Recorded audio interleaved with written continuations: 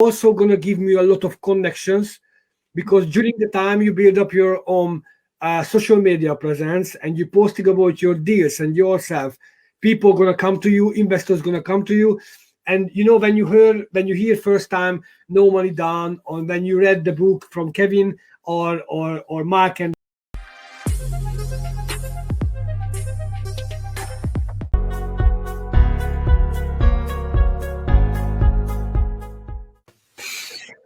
Good evening, everybody. Good evening. It's Istvan and Peter here. We've got some special guests here this evening.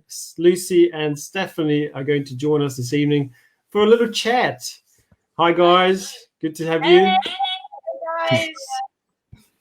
Right, so I'm going to do a little quick intro because it's always nice to introduce our guests on our talk show.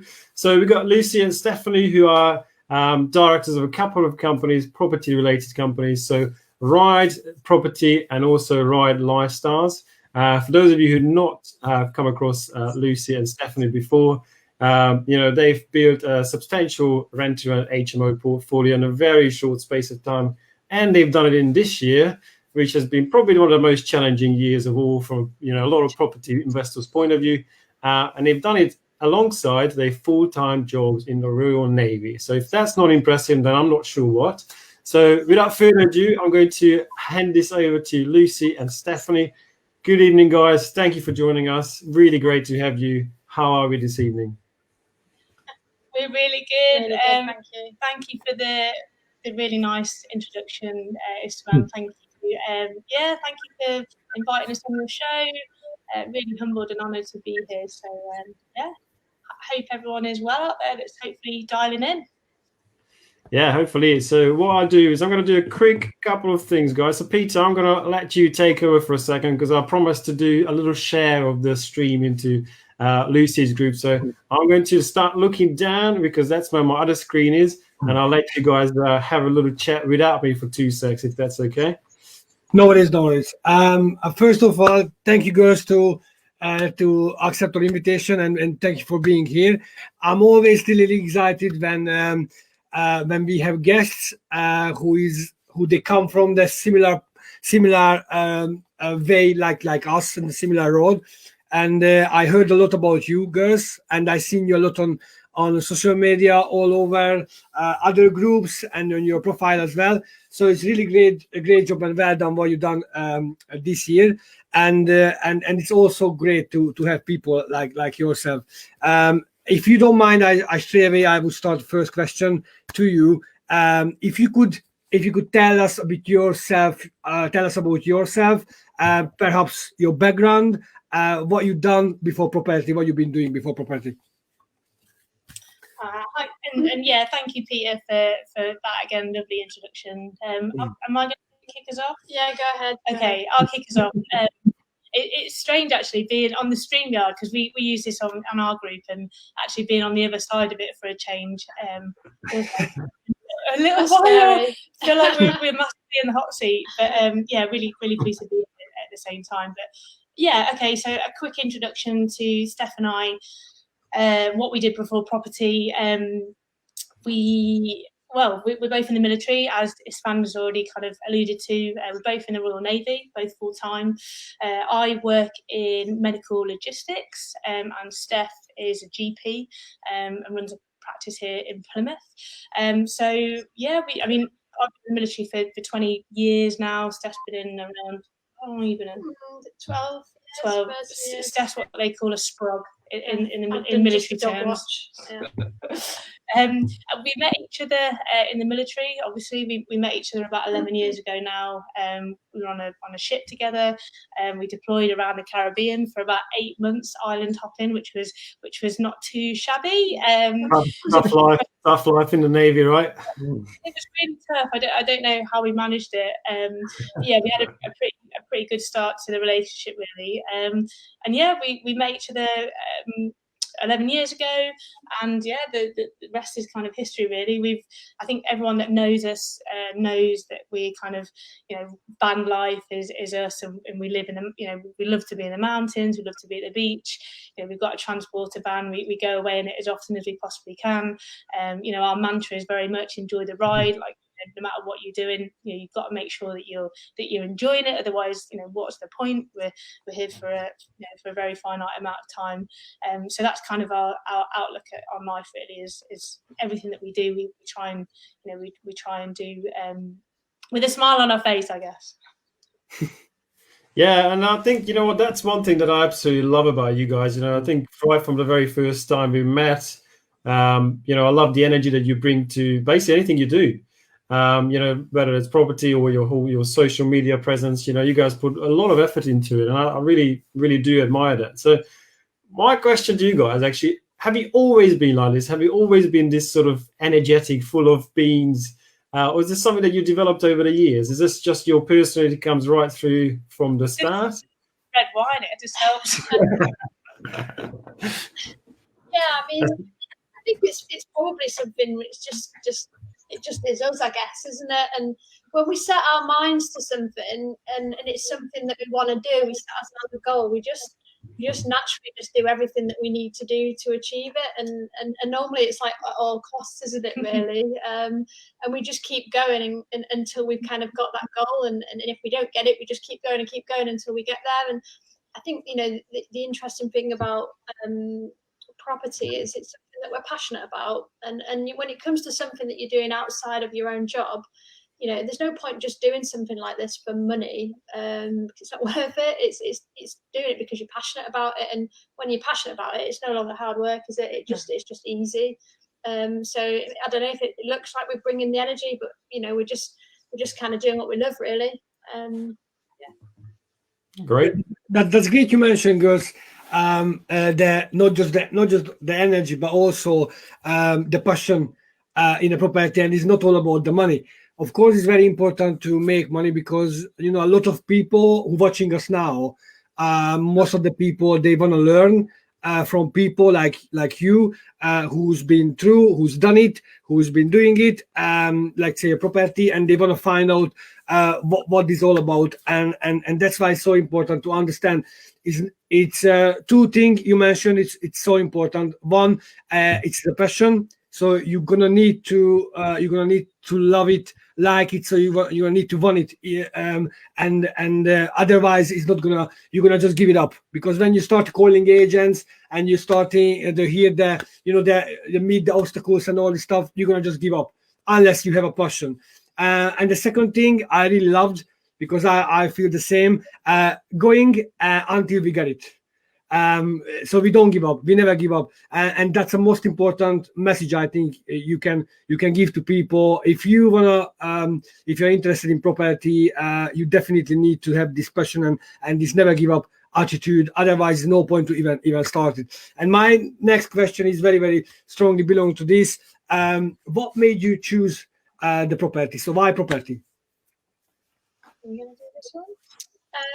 So I guess, well, it was 2018, wasn't it? And I was on a ship at the time, and I kind of found out short notice that I was going to deploy, and I had a week's few notice, and we went away, and it was a plan to just sort of go away, and we were going to be, I think it was about 3 or 4 months, going to go to the Mediterranean, come back again.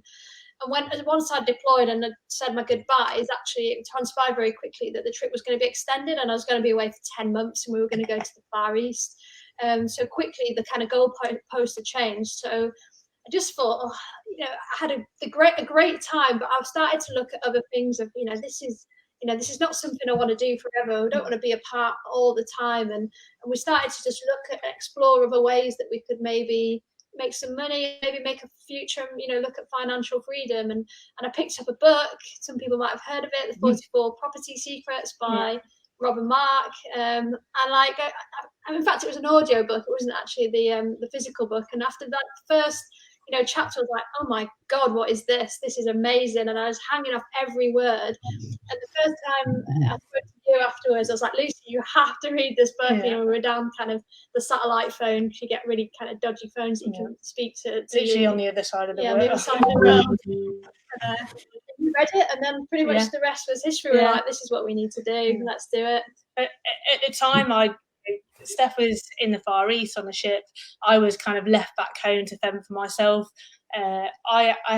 we both snowboard, and again, those that know us, know that snowboarding is a massive part of our life, and we've competed for about 10 years now in the military, to the highest level you can in the military, and we've been out to the British Championships, and it's a massive part of our life. I'd had a really, really nasty accident and smashed my shoulder up pretty good. So I just had shoulder surgery, had a shoulder reconstruction, and was literally lying in bed sorry for myself, not being able to move for kind of months and months on end. Gallivanting around Singapore, I think. Yes, Steph was at the Singapore Grand Prix, like living the absolute life. But yeah, obviously, had found this book, had found Robert Mark's book, and you were just, I don't think I'd seen like that for a long time. Just completely completely sold on this book. It was like, you have to read it. So I was kind of, you had nothing better to do. Yeah, I was going off on my rehab, and I was going off on walks and stuff like that, and I was listening to the audio, and I was like, yeah, I think you're onto something here. This is, I can work with this. This is, yeah. So yeah, that was kind of the story, I guess, of how we found property, and we became the accidental landlords like lots of other people do, and both being in the military, we kind of decided to try and be central within the UK.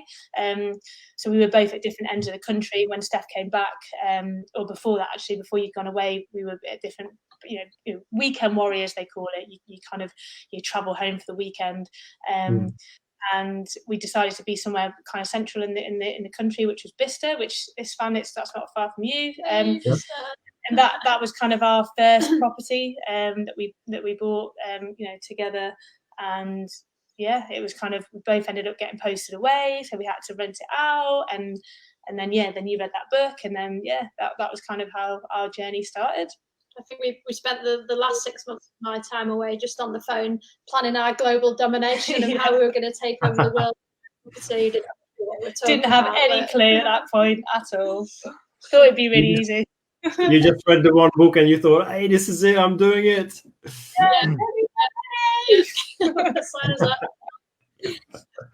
But you know what, funny thing is, actually, that was one of the very first books that I've also listened to, just like you have, Steph.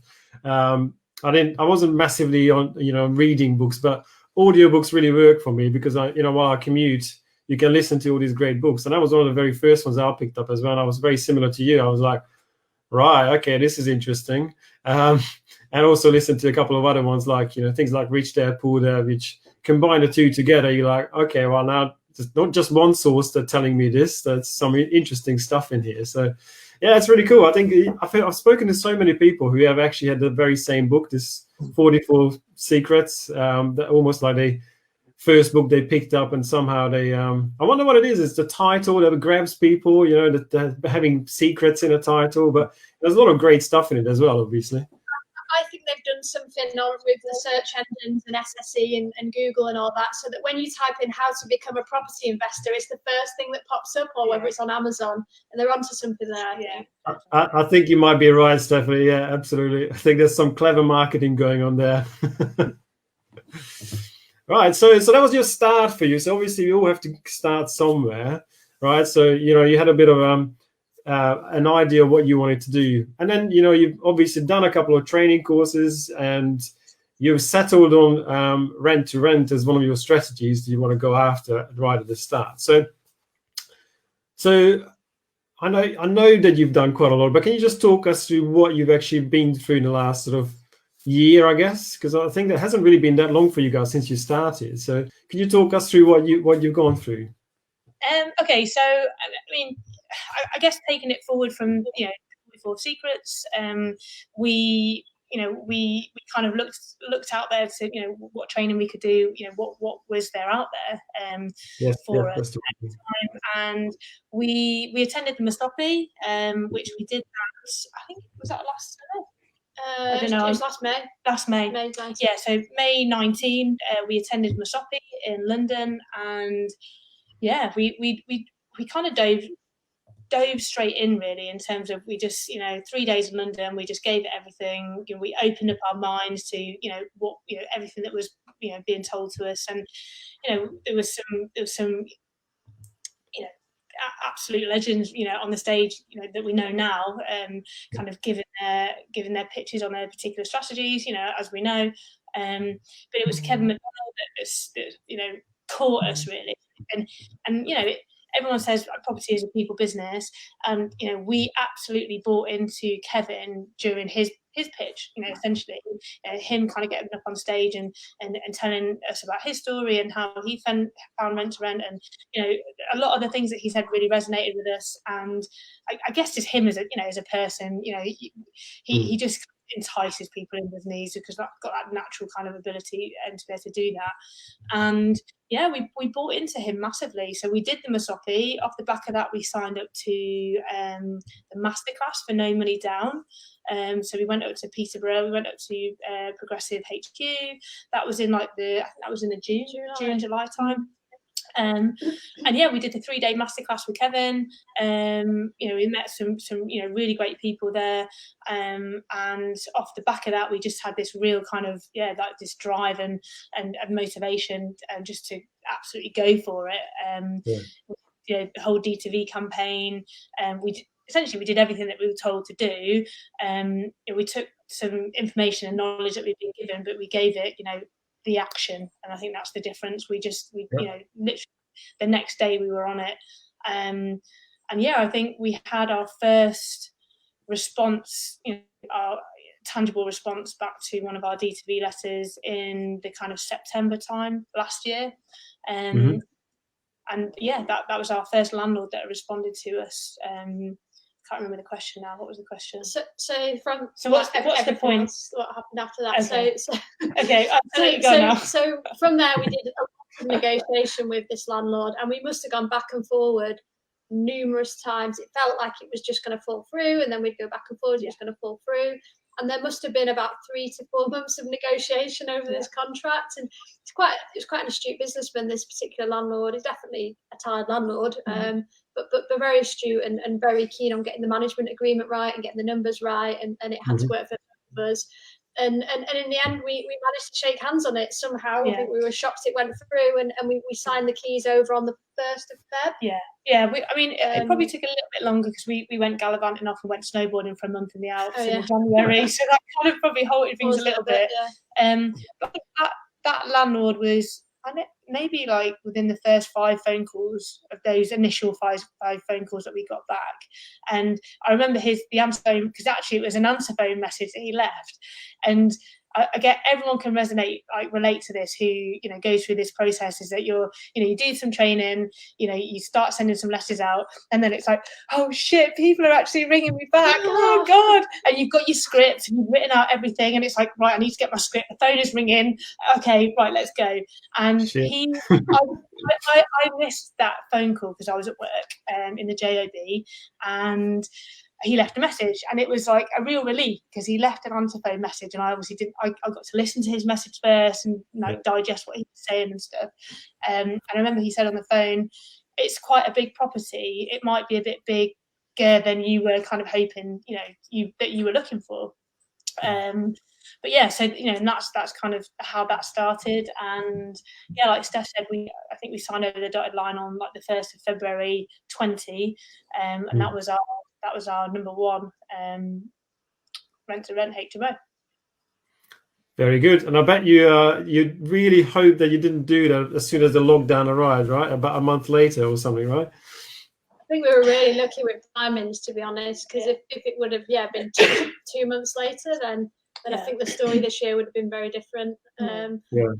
We went into lockdown, we had a number of deals that were underway already, and we managed to get through them just by hook or crook, and just making sure we were doing it safely and by the book. And we continued to grow our portfolio throughout the year.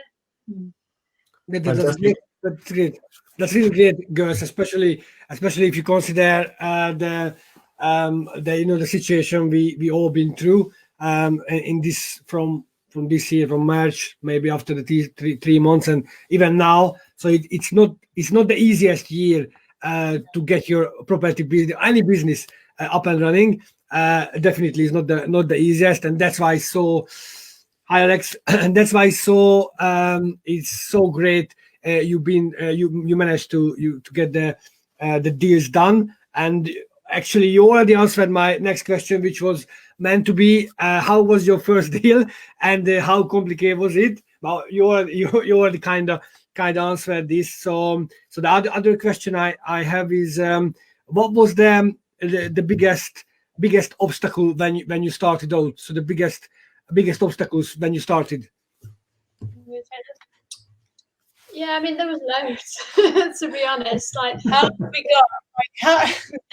You know, there's that saying that everything's difficult until it's easy, and you know, when you go to your first deal, every single thing that comes up, it's like, oh, how do I deal with that? Like, that's really difficult. And then as you get into a pattern of doing it more and more, it just becomes routine. I guess one of the big obstacles was just getting that power team, wasn't it, really? And getting that person or that group of people that were really buying into what our business model was, from a trades perspective. Because, you know, a rent-to-rent refurb is very different to a development. It's very different to an SA refurb. It's very different to your own house refurb.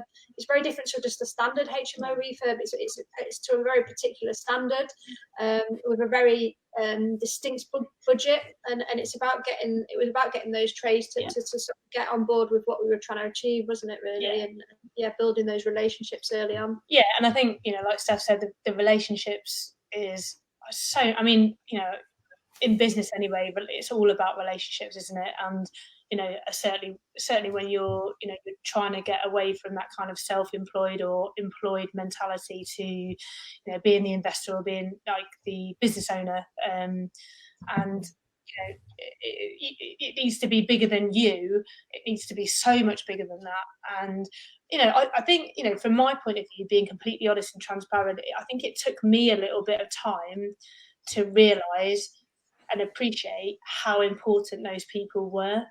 And that's just being really honest. I think it did take me a little bit of time to understand how precious those people were around us, and actually how they could absolutely make or break our business. And I think, you know, from a learning point of view, this is probably more me than you, but I think I've come a long way over the last 6 months or so, and with that particularly. And, you know, we've got some great relationships with our power team, you know, and the people within that, you know, whether it's property manager, whether it's our cleaners, whether it's our trades, whether it's our reactive maintenance, the plumber, the electrician, all of those people, we wouldn't be where we are now if it wasn't for those people, and that's you know, that's a genuine point. We wouldn't be. And I think it's just that kind of understanding in you know, especially if you've gone from, you know, for me, I've been, you know, I joined the Navy at 16 years of age, so I've always had that kind of, you know, path, and then to come into more of a, you know, you're creating a business, you know, there's lots of other people that are going to be involved in that, and you need to work harmoniously within that, you know, module to make that work. Yeah, it took me a little bit of time, I think, but we're there now. Yeah, I feel like we massively are, and we've, you know, that, and I think for us as well, Plymouth, which is our area, you know, we weren't born in Plymouth. Plymouth wasn't our area. We just both got posted here, and then decided that this was going to be our place, that we were going to create our business, and we were going to put some roots down after 10 years and move in 10 times. So we had to start again, really, and we didn't have those people necessarily that we could just trust and we could just go to. We had to create these relationships from scratch, which is challenging. And you've got to kiss a lot of frogs, I think, to find the people that, you know, that kind of align with your mindset and your goals and your journey. So yeah. I think that is a challenge regardless of where you are and how long you've been there, to be honest, Lucy, because, you know, you don't find out how good people really are until you actually really need them. So, you know, you think that you know someone who's a brilliant carpenter until the day he lets you down. And then you realize that actually he wasn't so good anymore, really. I should have gone to the other guy, you know, who was maybe a little bit more expensive, but perhaps more reliable. I'm not saying that's the case with you guys, but, you know, I'm sure you've come across that as well in the last year as well. You know, people do still let you down, even though you've put time and effort into them. So unfortunately, I think it's part of this game, really, a little bit. Yeah. Just a shame. I flashed up a comment earlier, which I thought was really good, so I'm going to flash it up again. So it's from Gary Brooklyn. Gary, if you're watching this, if you could click on the link above and allow your name to be displayed, that would be brilliant. Lucy will back me up on this one. Won't you, Lucy and Steph? Gary, follow the Click, instructions. come on, guys, click the link. He's got it. But I think this is really important, because to me, it feels like you guys have been around forever. And, Gary's comment also backs it up, that, there's something that I wanted to talk to you about a little bit later, but I'll bring it forward a bit, because I think your social media presence to me has been one of the most outstanding one I've seen in a rather long time. You're consistent, and you consistently documenting your journey. You're very honest, and I think that's one thing I don't just love the energy that you guys put out there, but I really love the honesty. You put out there when shit really hit the fan.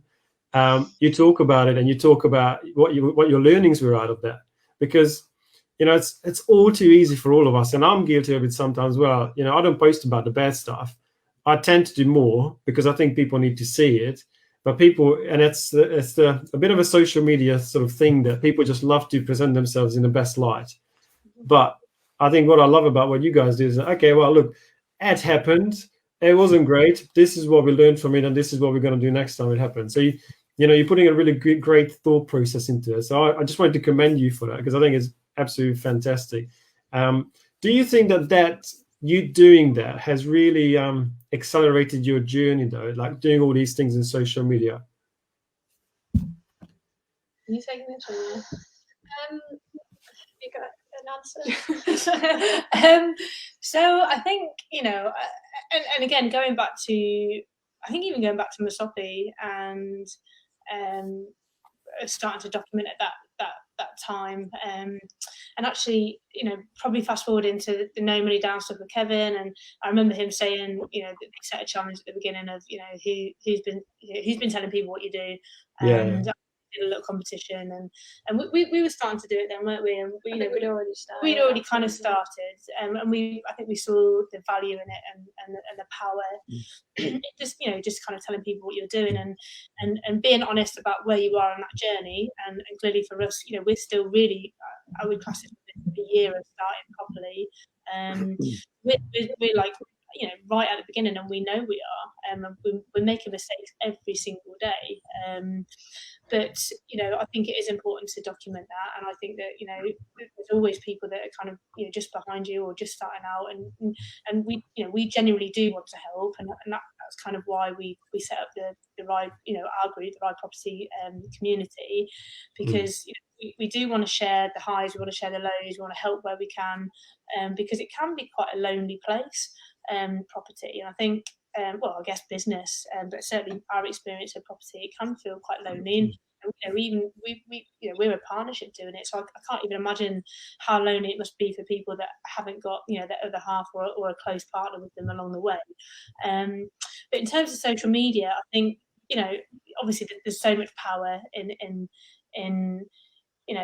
getting your message out in the right way, I guess, but being honest, because if you're not honest and you're not being yourself, then you're just eventually going to trip yourself up anyway. So if you try and be something you're not, it's going to come across to the audience, I think. And like we know in property, there's so many things that go wrong, and people can relate to that. So why wouldn't you be honest with that? But from a positive point of view, from sharing your wins and sharing things that you're proud of, we put a post up a couple of weeks ago about hopefully our first development that we'll be able to get over the line. But off the back of that, we had 3 people get hold of us wanting to invest. So that's the power, that's the power. And again, that's not us saying,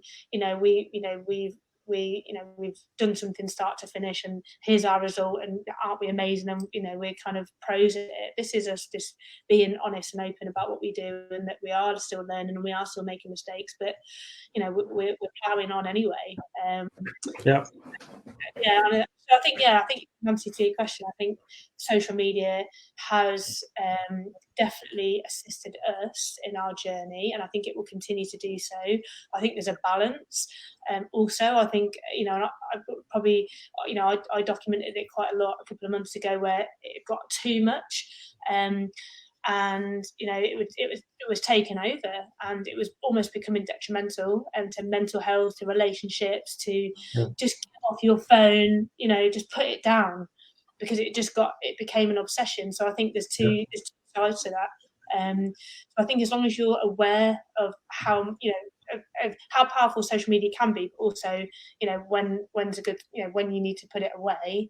Getting that balance right, isn't it? Because you're more naturally, you're just good on social media, you always have been, and so it came very easy to you, whereas I'm a bit of a biff on that sort of thing and don't really know what I'm doing on Facebook, kind of click around trying to find what I'm told to kind of comment on and stuff from Lucy. So I'm definitely on the other side where I kind of have to think about it. It's not natural to me, and so it's probably a pretty good balance, really, isn't there? But you say that, but in terms of our, you know, our kind of social media, I don't know, calendar that we put out, and we have a VA to help us with that, but you know, that it's not all of us doing that every single day. We'd be lying if we said it was. I wish we did have that time to be able to do that. It's not. We still create the content, but we definitely have somebody to help us with that. But you know, you say you're not that natural with the social media. I would disagree now. I think you are, but in terms of like the work behind the camera is mostly yours.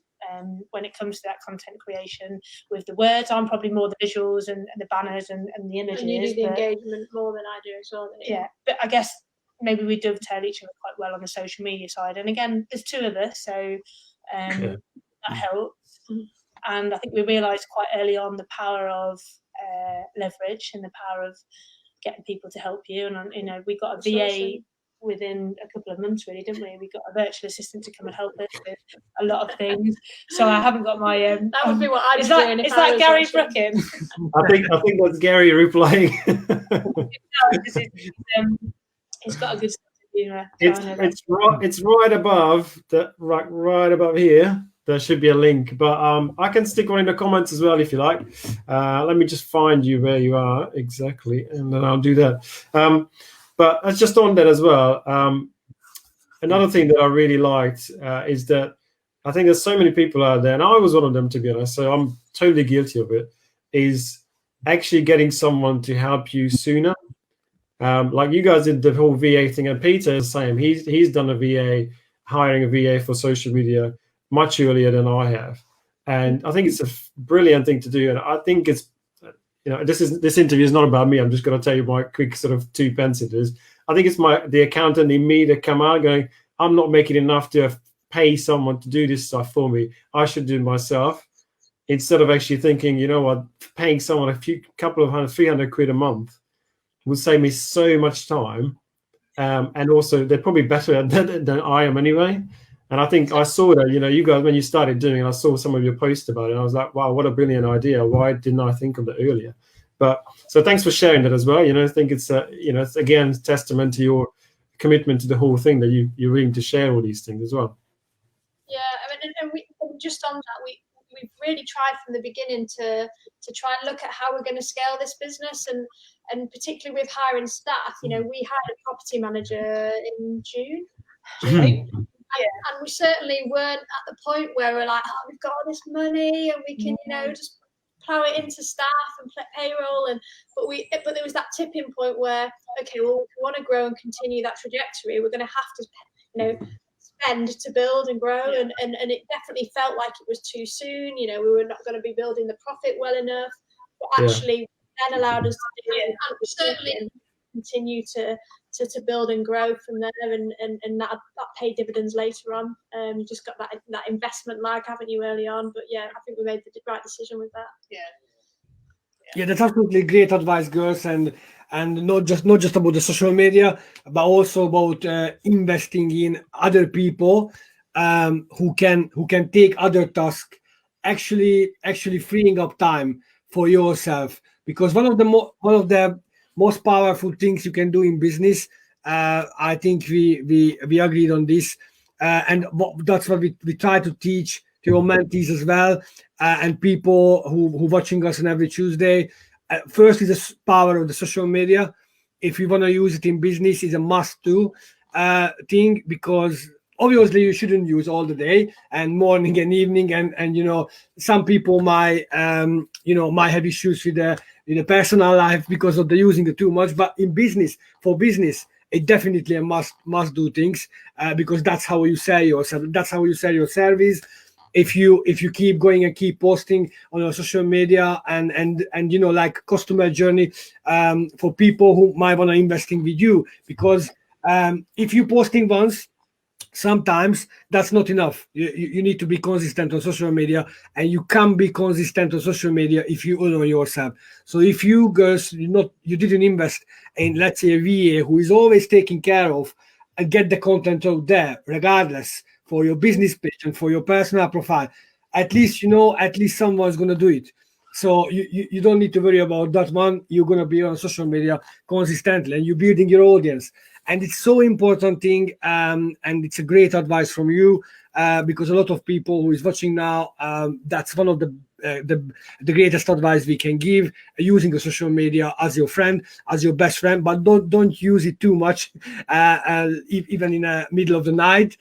Wake up to check your profile and your messages, but definitely use it on consistent basis. And also, if you can hire people, like you mentioned, property manager, because you understand if someone taking care of your tenants or the properties or the maintenance thing, it's even if you are not able to take your dividend from your company, which is honestly, it's a great advice.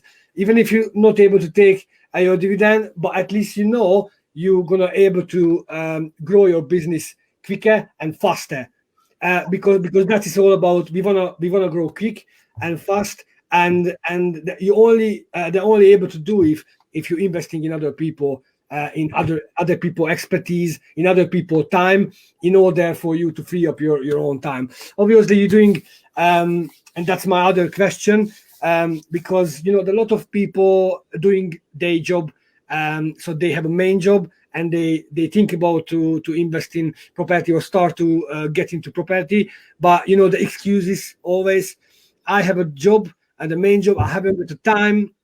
And a lot of times, when people come to us and asking these questions, we always explain our story with Istvan, like a background. We all started next with a like a part-time job, because we all had a main job till evening time, even weekend sometimes.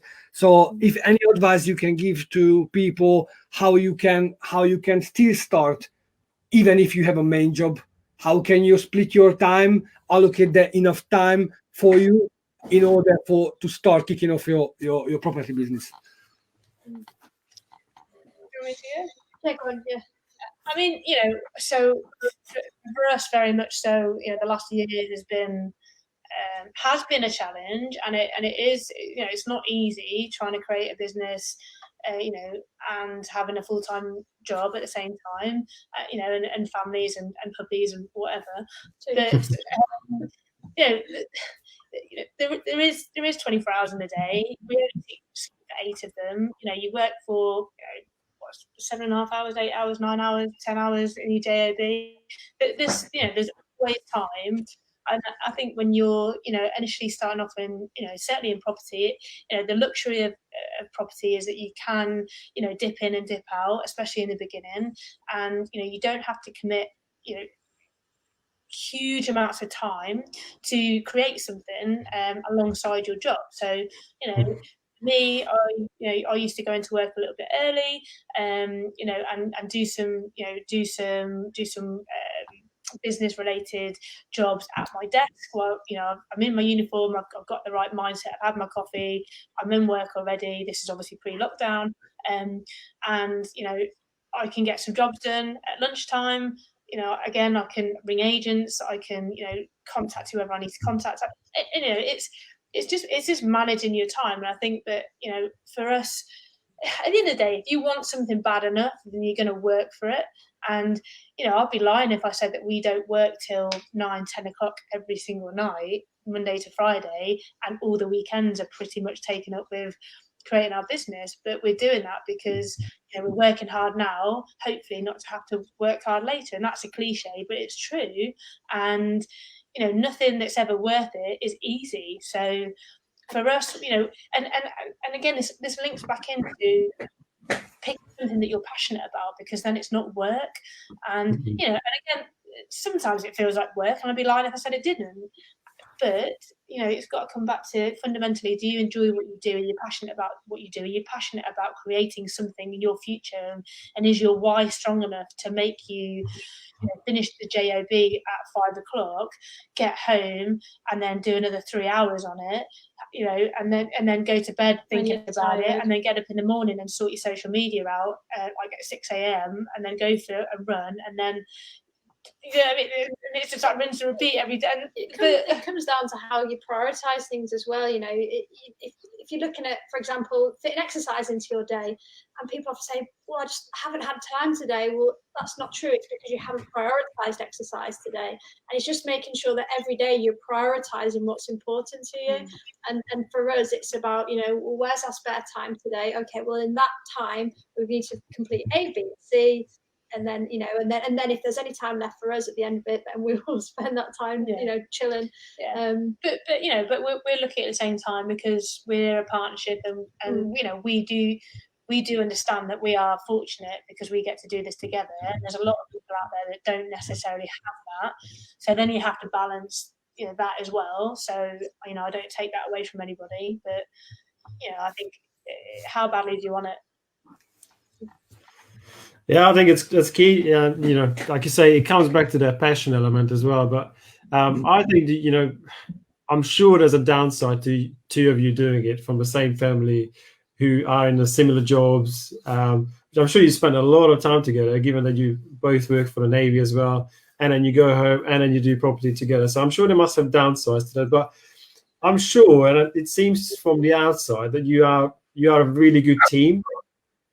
I don't want you to sort of debunk that theory from my end, but that's what it seems anyway. So I think whatever you do in terms of prioritizing and making those compromises, because let's face it, in any relationship there must be some compromises, or who does what, or dividing up the tasks really well. But I think from the outside it seems like you got really got it sorted, basically. So whatever you're doing, it's working. So keep doing.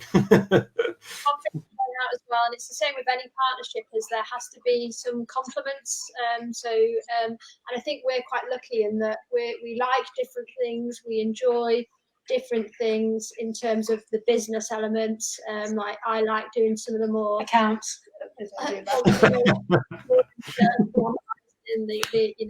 You're the one that's clever with the words. Lucy says, when Lucy's more forward-facing, engaging, people-facing, and I don't like that as much, and so that works really well. So we kind of complement each other, I guess. Yeah. If you like doing the same thing, then you're just going to get duplication, and then probably tension, because each of you is trying to do the same thing, maybe better than the other. We don't to get that, because we just have our own niche. We found that over time, haven't they? That we just like different things, and that's worked really well for us. Very good. Well, I think it's, like I say, from the outside, it certainly seems like it's working. So keep going. So my next question would be around the fact that, I know you started with rent to rent. I know that's something that, it's been your baby. But you just alluded to something that you are looking at other things as well. So can you please talk a little bit about your rent to rent business? Because I know from some of your previous posts, but maybe some people don't, how you got to the point where you're still able to do a full-time job, both of you. You got 2 puppies now. You're still able to live your life and not look like an absolute wreck. And you got 6 or 7 HMOs, and you're looking at other projects, and you're doing all your social media. So there must be something. Is there someone helping you with your rent-to-rent business? Maybe you could tell us a little bit about that. And also, when you say a little bit about that, I want to know what else you got going. So what other projects you're working on? I mean, I think, we alluded to, we took on a property manager in June, and that's really helped us just leverage time, really. I would say that that's meant we can completely separate ourselves from the business. We're in no position at the moment where we could go away for a month and everything would be fine. So we don't have any cover out of hours. We are the out of hours cover, but we have a system set up so that we're not woken up at ridiculous times of the night, but would be for an emergency, for example. So the property manager does a lot for us during the day, but we are still very hands-on with the management of that person. So it's definitely not hands-off. But, you know, we kind of just have got to a place now, so we've got 8 HMOs, rent-to-rent HMOs, where we kind of, we're sort of stable, I guess, in terms of where things are at. You know, refurbs are done, tenants are in, there's just that kind of standard tenant changeover now, that kind of battle rhythm of that. And so we were like, right, what next? And we had 2 options really. We could just continue to grow the rent-to-rent business, or we could look at other things. And we decided for now we've got to look at a couple of other projects. And rent-to-rent kind of bubbling away in the background with the potential to grow when we decide to turn it back on again, essentially. So do you want to talk about some of the projects? Yeah, and I think, you know, like Steph alluded to, like we've got to kind of 8 rent-to-rent HMOs now, and you know, that's a nice figure for us. You know, that's kind of, you know, we've got to the point where we've replaced my income a good couple of months ago now, a couple of deals ago, which was one of the goals, very much so, to replace my income. And you know, and I don't know if I've mentioned it already, but it's probably worth saying, you know, for me and well, for our partnership now, the next kind of step forward is for me to go full time. So, you know, I've done kind of like 20 years now in the Navy. I'm almost at pension point, which is next year, where I can kind of submit my notice. So the military kind of generally have to submit 12 months notice, and that will be in June. I'll go on my kind of terminal leave in the following March. So, you know, the goal has been very much to get us to a point where I can kind of leave comfortably and, you know, leave that salary, which is a very good salary, and I can go full time and we can take the business forward. So in terms of like the business, so we got to kind of 8, you know, we've got a good income there, and kind of looking at other things. So, you know, we've got to a good place. Like Steph said, we are kind of quite hands-on still, and working on that. We're very much kind of, you know, we still strategize every single day of how we can become, you know, go from that side of the quadrant where you're self-employed or you're in the employer, and move across to that quadrant where you're very much the business owner, which is what we all want. And, you know, that's that kind of long-term passive income where you can step away, which we're definitely not there yet, but that's where we want to get to. So I think with projects that we've got, you know, in the pipeline at the minute, and it's only because we've been able to get our property manager on board, and, you know, up to a point now where we can kind of lead the tactical details of the day-to-day management HMOs, which is a lot. Anyone that says it's not is lying, because it really is. And, you know, I remember people kind of reaching out to us saying, "Are you sure you want to do HMOs? Because, you know, you have got jobs. Like, are you mental? And it is actually quite a lot of work." I'm like, nah, be fine. It's a tough market down there. You know, the point is, I wouldn't change anything, and you know, for us, going down that avenue is absolutely opened up, you know, so many more avenues for us, and it you know, in turn will allow me to leave my full-time job after 21 years to go full-time in property. And the lessons learned over the last, you know, even since February, really, since we signed our first deal, you know, we're in December now, so, you know, 10-11 months has been exponential. So yeah, we are forever grateful for that. But yeah, so we're looking at other things now. We're looking at turning one of our single lets into SA. So we're looking at dipping our toe into the water, so to speak, with SA, which we're excited about. We're currently renovating that property, and yeah, we're looking at our first development as well concurrently at the minute, which will be turning hopefully a 5-bed family house into an 8-bed all-en-suite HMO. Wow. Very much getting contractors in our kind of in our area, which the area is right next to the dockyard, so you've got that kind of maritime element and sector. which we'll be kind of targeting there. But yeah, we're mega excited. We're learning every single day, fast, and hopefully it comes off. But it's funny, like, sorry, but going back to the social media point of view, where you mentioned that people hold back on posting about things, whether it's bad or maybe that they haven't quite got something over the line and they don't want to post about it. And it's funny because I've felt the same over the last couple of weeks about this development's been taken over every single day at the minute. And it's like, we've not got quite to that point yet. Don't want to say anything yet in case it falls through. But yeah, that's taken up our whole mindset at the minute. And yeah, the architect, we've got the drawings back, the elevations back. We're hopefully just about to get the bridge over the line. And yeah, we're looking forward to cracking on with the development. It's also our first time we'll have used investor funds as well. So we're kind of, learning as we go with that and nurturing those relationships. So yeah, exciting. Yeah, there's a lot going on. And we just try and take it in our stride. It's really easy to get overwhelmed. And I'd be lying if I said I've not had 3 breakdowns this week. I'm sure the red wine is helping with that, Lucy, right? Thanks, Josh. Best medicine. But yeah, so there is quite a bit going on at the minute, and we feel like we're just kind of at that tipping point at the minute of moving in that direction that we want to kind of press on in. There's a lot to learn. There's going to be a lot of firsts, which we find that we're encountering every single day at the minute. I think we're our own worst enemies in a way, though, because whenever we reach like a tipping point, we sort of have a bit of a breakdown, and then the next day we're like, so what should we do next? Oh, let's get another puppy. That's a great idea. And that was probably the most difficult thing we've done all year, to be fair, is get our second puppy within 6 months of the first one. Yeah. But anyway. Yeah, which is why I keep looking down, because I'm just watching them, praying that they don't start kicking.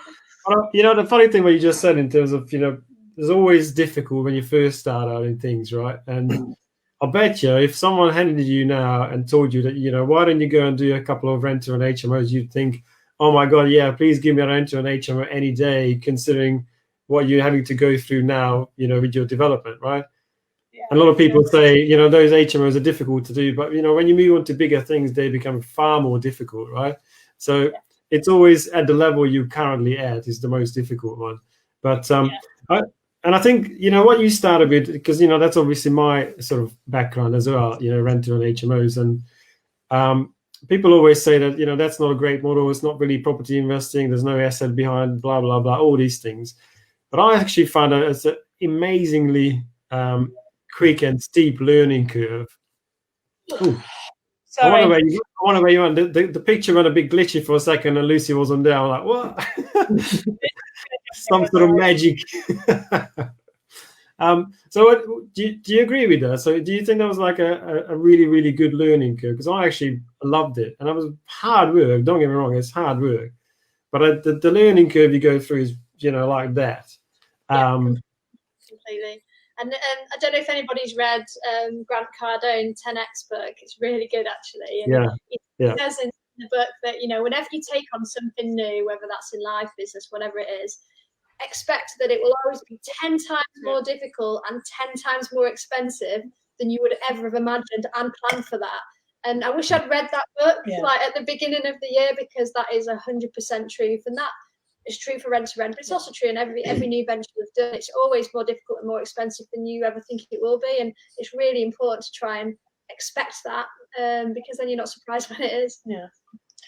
I mean, I from a rent to rent point of view, I can't think of another strategy really where you can learn as much tactical detail that you do with rent to rent, whether that's SA or HMO. We in terms of entrance fee, and kind of just learning the ropes. Yeah, it's pretty broad, isn't it? What we're really grateful for, we are grateful to have this portfolio and to learn to have what we've learned this year, because what it has allowed us to do is go into this quite a major development really with the knowledge required to be able to get a deal over the line. If we didn't have all the knowledge of local rents, of the market, of how to manage tenants, of that experience, we just wouldn't have got this deal over the line. And so we're really grateful to have kind of been through what we've been through this year with rent to rent, because we absolutely wouldn't have got this deal on the development, which is great. Yeah, it's good. It's good you mentioned. It's good you mentioned this this rent rent, because sometimes people completely confuse and mix things up. Just because you're starting with rent to rent, it does not mean you always need to stick with rent to rent. And when people come to us as well, a lot of times they know us about rent to rent, but they don't know we're doing buy to lets, we're doing BR type of this or developments. So all this kind of stuff we do because when we build up our rent to rent portfolio, just like you mentioned, it's not just gonna give you enough cash flow to free up your time and go into property full time. It's also gonna give you a lot of connections, because during the time you build up your own social media presence and you posting about your deals and yourself, people gonna come to you, investors gonna come to you. And when you hear first time No Money Down, or when you read the book from Kevin or Mark and Rob, even if we honest with each other, even I was thinking, is it so easy? Can it be so easy? Like when you read in a book, it looks so easy.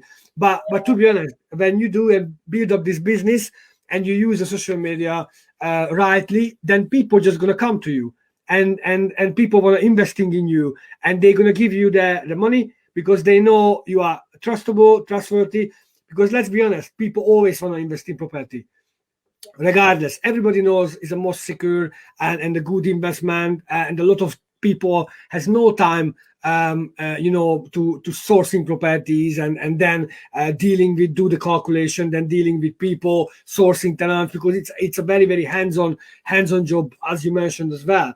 You need the experience which you have from building up for your rent-to-rent portfolio. So I think it's again a great advice.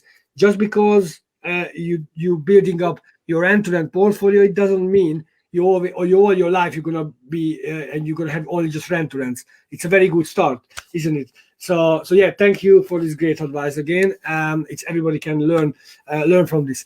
And maybe the last question. We're always asking our guests the question is, what was your worst and best decision in your life in terms of business or even personal life you ever made?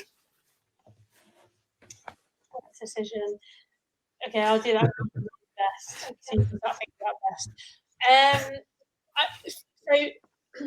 And again, being transparent and being real, I think I wouldn't say it was a mistake necessarily, but ignorance, maybe not ignorance, but just inexperience in probably scaling as quickly as we did. And I think, so we went from 1 rent-to-rent HMO to 8, which, that number sounds like a lot, but it's not that number, it's the tenants. So it's one kind of 40 plus, however many it is now. And that's difficult. I think it's not difficult. I think as long as you have enough time between each one to realize what you got wrong, to refine, to adjust, to make something better, to take into the next deal. Mm-hmm. And I think if we're completely honest, and when we look back, I think we didn't really have that for like that mid period. Of reflection. No, was there? Because it all happened so quick, and I think all that really did is just gave us probably more stress than we needed to have. A few more greys and and a few more wrinkles than probably we needed to have had and gone through. But at the same time, we learned a lot.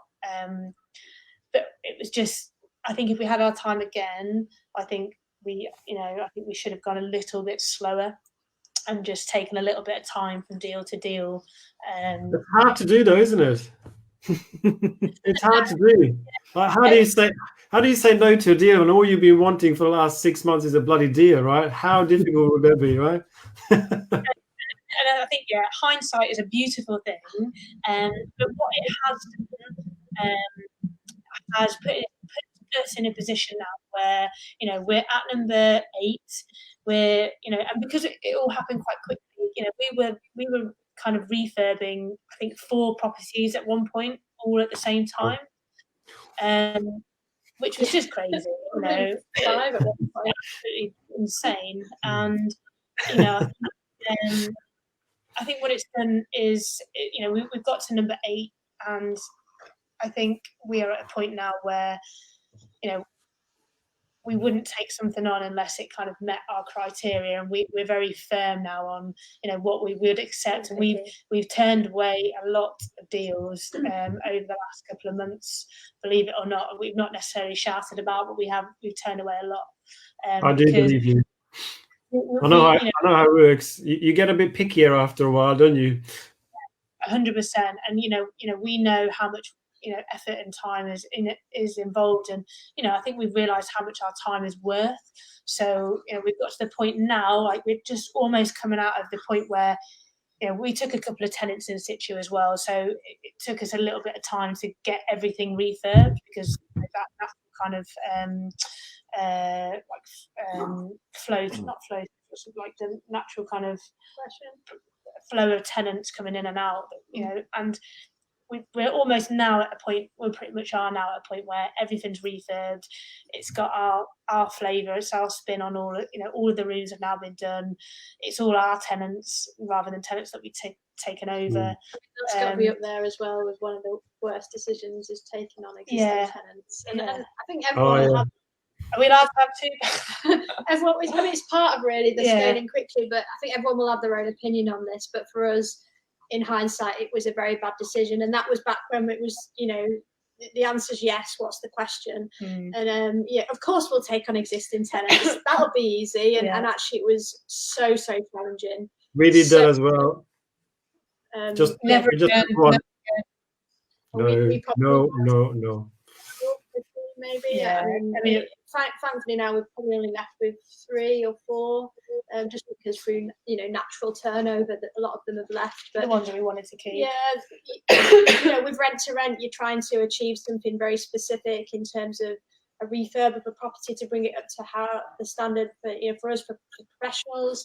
And with that, obviously, there is an increase in rent, and trying to get those people that are existing tenants that maybe been there for a long time to buy into that idea, you know, perhaps wasn't our best move. And we have had a lot of challenge through that. Just going to grab a puppy before he wheezes. We even had people complain about the new colours that we put into the house. Yeah. I mean, you and do the absolute best thing for the tenants, and because it's change, and people generally don't like change. You know, that's just human nature. You know, it's a constant battle to get them to buy into your objectives, which, you know, your objectives aren't always their objectives. So yeah, that was the second worst thing. We wouldn't do it again. We've said no to so many deals now that there's tenants in. We just won't do it. Because, you know, we know what, you know, we want to offer. We know what we want to do, what we want our end result to be, and like you said, you know, we're able to be picky with that now. We're hoping that there is number 9 is actually in the background at the minute, which hopefully that'll come to fruition, I think, in the new year. But again, that'll be something that will be completely on our terms that we're quite excited about, because it'll be all the things that we probably didn't do that well in the first time. So is that the bad things? Do you want to say a good thing? I mean, I think it's probably a bit of a cliche answer, but I think it probably was finding, you know, our alternative JOB, wasn't it, really, in property? Why is that the best decision? I think, you know, it's given us, you know, passion, motivation. It's given us a new outlook. It's given us goals. It's given us kind of a pathway to what we see as financial freedom. The puppies demanded attention. Sorry. Yeah. And it's allowed us to, you know, take new perspective on so many different things. You know, we're learning all the time. We're meeting new people all the time, fantastic people. There's such great people in the property network, and we're growing as people as a result, and we're not just resting on our laurels. coming from our job, and either carrying on the job or watching telly all evening and really just marking time on our lives, and waiting out till the pension age. What we're trying to achieve now is that financial freedom date, much earlier, so that we can actually do what we want to do and everything be on our terms. And there's nothing better than building your own business, and that direct relationship with what work you put in is the results that you get out, and the profit that you get out, and there's nothing more rewarding than that. And so yeah, absolutely, property is one of the best decisions we've made. What she said. Fantastic. Look, guys, we are absolutely thrilled that you could join us tonight. It looks to me that your little babies are kind of needing your attention a bit more now, I think. But we're building up now. We pretty much get an hour from about 7:30, and then they get to Playtime now. But yeah, it's all good. Yeah, thank you so much. We've timed it really well. I think it worked really well. The doggies were absolutely fantastic up to now. And look, they just want a little bit of cuddles, which is perfectly understandable. But look, thank you very much. I really enjoyed it. I'm sure Peter has enjoyed it equally. And I'm sure people who are watching right now and watched before as well enjoyed it just as much. Like I say, I love watching you guys. So keep doing what you're doing. I think you're doing amazing. It's certainly, like I say, all your energy and the passion that you've got for this is really shining through. So don't lose that. Keep going and keep inspiring people with what you do, because I think you are doing that. So thanks again, guys. Really appreciate it, and hopefully we get to catch up soon in person, because that's been a long time coming. 100%. Yeah, 100%. Thank you so much for having us on. He's got his name on. Gary, he's He's done it. Yoo-hoo. All right, guys. Well, thank you very much. We're going to let you go. Again, thanks, everyone, for joining us. We'll see you next week. Thank you. And yeah, thanks, everybody. See you later. Cheers, guys. Thank you. Bye.